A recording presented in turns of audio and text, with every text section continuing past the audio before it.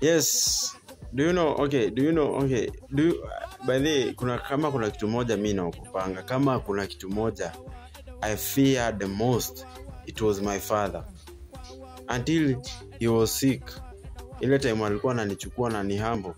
I feared this person. Na do you know kuna watu wengine bado wanaogopa baba zao. Until wa leo. Babaka akikupigia hivi simu ni kama una shake na ile hali haizi hata kupiga. Kuna ile respect Buddha alikuwa amepewa kitambo. That respect ungemuona tu kwa kona, ile kona utakula mpaka kwa nyumba. Lakini what is happening in today's generation? Baba anakuwa useless bana. You cannot be serious. You cannot be serious. There's no way you can say that you are serious, that you are a judge, or what.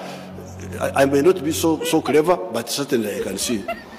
What is happening to our fathers of today? No, my friend, not unless I accept me, learn from them, then the generation gonna change.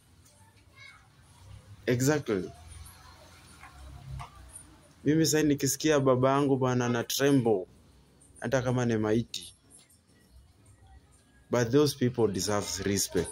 Anyone who is a father, give that person respect of the highest capacity. Kama uko na buda yako mbaye kiatu, manza atakuimba siku mzima, atakubariki. Lakini mama yako unaweza mbaye Prado hata hauna big deal. Baba, hey, big up to all the fathers.